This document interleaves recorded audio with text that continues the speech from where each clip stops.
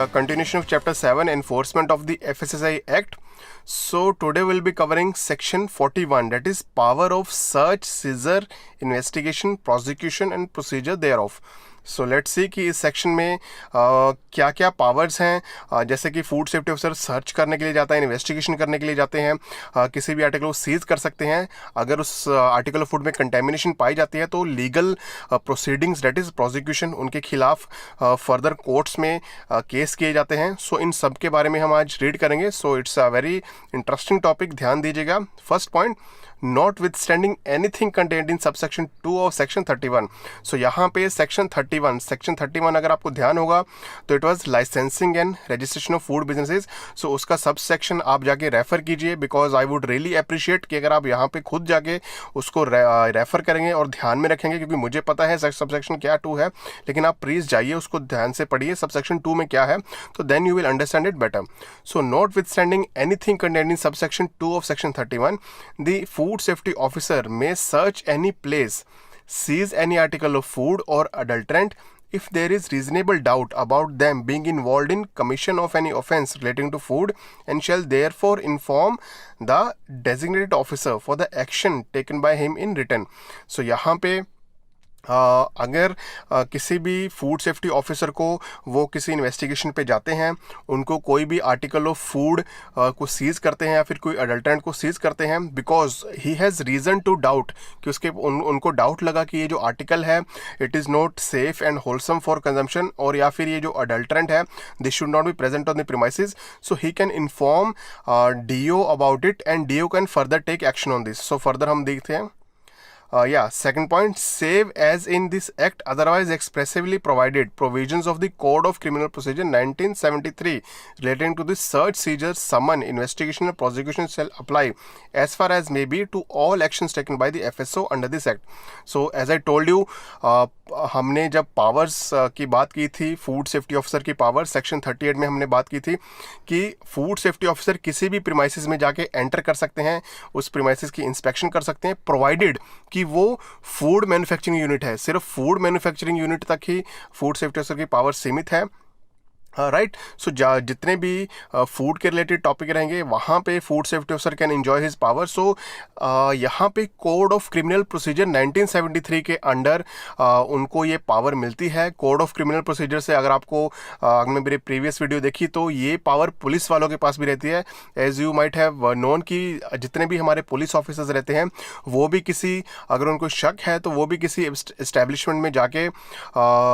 अपने इन्वेस्टिगेशन कर सकते हैं। So same powers lie with the police officers की पावर्स फूड सेफ्टी ऑफिसर के पास भी है, that is under code of criminal procedure 1973। So वो फूड सेफ्टी ऑफिसर किसी भी प्रीमाइसेस में जहां पे फूड की मैन्युफैक्चरिंग हो रही है या फिर फूड स्टोर्ड है या फिर फूड सेल के लिए रखा गया है, राइट, सो वहां जाके किसी भी आर्टिकल को सीज कर सकते हैं, सर्च कर सकते हैं, उनको समन कर सकते हैं, इन्वेस्टिगेशन कर सकते हैं या फिर उनके खिलाफ प्रोसिक्यूशन लॉन्च कर सकते हैं, और ये सभी पावर्स आती हैं उनके पास code of criminal procedure 1973। I hope it's clear.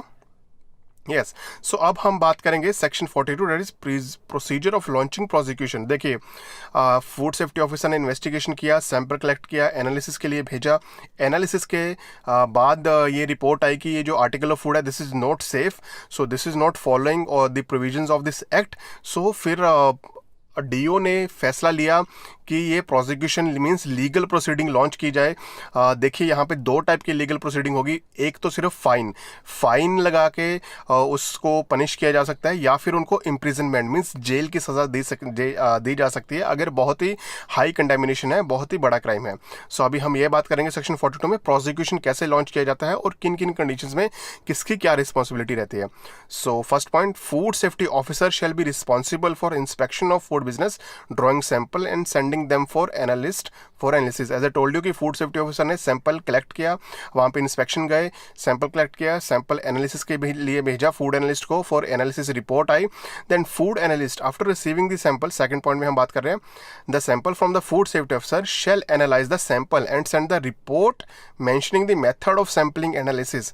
within 14 days to the DO with a copy to the Commission of Food Safety. Yes, जैसे ही फूड सेफ्टी ऑफिसर ने सैंपल भेजा फूड एनालिस्ट को, फूड एनालिस्ट ने उसके ऊपर testing की report बनाई, और रिपोर्ट में यहाँ पे स्पेसिफिकली लिखा हुआ है, फूड एनालिस्ट को मेंशन करना पड़ेगा मेथड ऑफ सैम्पलिंग एनालिसिस, क्या उसने मेथड यूज़ किया इस सैंपल को टेस्ट करने के लिए, क्या एनालिसिस के लिए वो मेथड यूज़ किया, राइट, ये सब मेंशन करना पड़ेगा। और 14 डेज के अंदर उसको रिपोर्ट डेजिग्नेटेड ऑफिसर को सेंड करनी पड़ेगी और कमिश्नर ऑफ फूड सेफ्टी को ये रिपोर्ट सेंड करनी पड़ेगी। I hope it's clear. Third point, DO, after scrutiny of the report of the food analyst, shall decide as to whether contravention is punishable with imprisonment or fine only. As I told you कि जैसे ही report गई designated officer के पास, वो decision लेगा, वो report को analysis करेगा कि ये जो आर्टिकल ऑफ फूड में कॉन्ट्रावेंशन आई है, राइट, ये जो उसके अंदर कंटेमिनेशन पाई गई है या फिर कोई भी तरह का हार्मफुल प्रोडक्ट पाया गया है उसके अंदर, सो क्या ये इम्प्रिजनमेंट करनी पड़ेगी इस एफबीओ की या फिर फाइन से ही काम चल जाएगा। So this decision is taken by DO and in the case of the contravention punishable with imprisonment. So ये हमने डीओ की पावर्स में भी बात की थी, राइट, जब हम डीओ की पावर्स डिस्कस कर रहे थे सेक्शन 36 में। सो डीओ को ये देखना पड़ेगा कि अगर इम्प्रिजनमेंट है, अगर it's a very heinous crime कि इसको इस आर्टिकल ऑफ फूड को कंज्यूम करके इवन डेथ हो सकती है किसी भी कंज्यूमर का, राइट, और it could cause serious injury to the consumer, तो उसको अगर इम्प्रिजनमेंट होनी है तो डीओ अपनी रिकमेंडेशन भेजेगा within 40 days to the commission of food safety for sanctioning prosecution. So यहाँ पे अगर इम्प्रिजनमेंट है तो डीओ डिसीजन नहीं लेगा, वो फर्दर रिटर्न में कमिश्नर ऑफ फूड सेफ्टी को ये नोटिस भेजेगा कि इनके खिलाफ, इस फूड बिजनेस ऑपरेटर के खिलाफ prosecution means legal proceeding, court में इनके खिलाफ केस किया जाना चाहिए और इनको पनिश करवाना चाहिए। लेकिन अगर कंटेमिनेशन ज़्यादा नहीं है, article of food is contaminated but it can be improved, उसकी क्वालिटी इंप्रूव की जा सकती है फर्दर ट्रीटमेंट के बाद, सो वहाँ पे सिर्फ उसको फाइन लगा के एफबीओ को उस या तो फिर उस आर्टिकल को ठीक करने के लिए कहा जा सकता है या फिर उस आर्टिकल को पूरा डिस्ट्रॉय करने के लिए कहा जा सकता है, लेकिन उसको फाइन देना पड़ेगा। सो डीओ के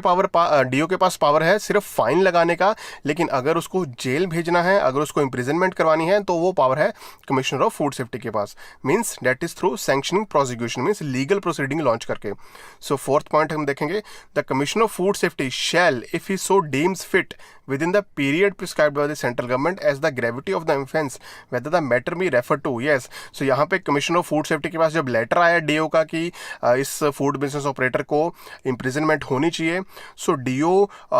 कमिश्नर ऑफ फूड सेफ्टी उस रिपोर्ट को एनालिसिस करेगा, डेजिग्नेट ऑफिसर ने जो अपनी पॉइंट्स रखे हैं उनको एनालाइज करेगा और चेक करेगा gravity of offence means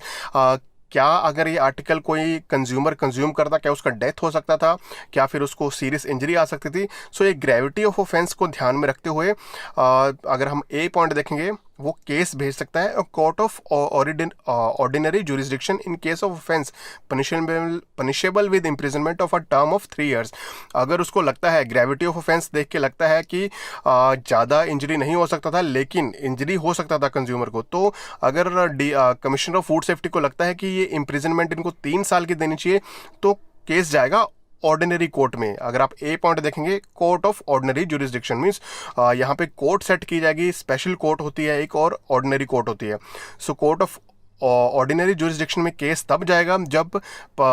imprisonment 3 साल तक का रहेगा। अगर बी पॉइंट अगर आप देखोगे यहाँ पे, a special court in case of offence punishable with imprisonment of the term exceeding 3 years। तो स्पेशल कोर्ट तब बनाई जाएगी जब सज़ा 3 साल से ज़्यादा है, 3 साल से कम है सज़ा, तो ऑर्डिनरी कोर्ट में ही उसका केस सुना जाएगा और उसको सज़ा दी जाएगी। लेकिन अगर स्पेशल कोर्ट तब सेट की जाएगी अगर the crime is so heinous कि इम्प्रिजनमेंट 3 साल से ज़्यादा तक देनी है, तो स्पेशल कोर्ट बनाई जाएगी। Where such special court is established and in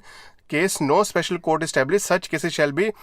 tried by the court of ordinary jurisdiction। लेकिन अगर स्पेशल कोर्ट नहीं बनाई जाती तो कोर्ट ऑफ ऑर्डिनरी जुरिस्डिक्शन भी इस केस को ले सकती है। लेकिन एक्ट में कहा गया है कि 3 साल से कम के लिए ऑर्डिनरी जुरिस्डिक्शन और स्पेशल कोर्ट बनेगी अगर 3 साल से ज़्यादा की पनिशमेंट उसको देनी है। आई होप इट्स क्लियर गाइज। कोई भी डाउट है तो वीडियो के नीचे कमेंट कीजिए, right. So 5th point, the Commissioner of Food Safety shall communicate his decision to the DO and the concerned FSO, who shall launch prosecution before court of the ordinary jurisdiction or special court as the case may be, and such communication shall be sent to the purchaser if the sample was taken under article section 40. So commissioner of food safety ने ये gravity of offence में को ध्यान में रखते हुए अगर उसको लगता है कि प्रोसिक्यूशन लॉन्च करनी चाहिए, सो फिर वो डीओ को अपनी डिसीजन बताएगा कि ये जो प्रोसिक्यूशन है ये ऑर्डिनरी कोर्ट में लॉन्च करनी है, स्पेशल कोर्ट में लॉन्च करनी है, एंड फिर फूड सेफ्टी ऑफिसर की ये ड्यूटी है कि वो कोर्ट में जाएगा, उस प्रोसिक्यूशन को, उस लीगल प्रोसीडिंग को फर्दर लेके जाएगा, उस एफबीओ को बुलाएगा, लीगल नोटिस भेजेगा। तो ये सारी रिस्पॉन्सिबिलिटी फूड सेफ्टी ऑफिसर की है। सो ये ध्यान में रखिए जितने भी स्टूडेंट फूड सेफ्टी ऑफिसर की प्रिपरेशन कर रहे हैं, सो सभी लीगल प्रोसीडिंग्स में आपको ही जाना पड़ेगा, राइट। फर्दर सच कम्युनिकेशन, या तो यहाँ पे अगर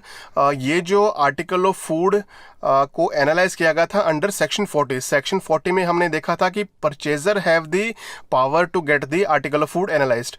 सो अगर किसी कंज्यूमर ने ये आर्टिकल ऑफ फूड एनालिसिस के लिए भेजा था और उसमें कॉन्ट्रावेंशन पाएगी तो एक डिसीजन की कॉपी उस कंज्यूमर को भी भेजी जाएगी कि यस, हम इसके खिलाफ लीगल प्रोसीडिंग्स फर्दर आगे लेके जा रहे हैं।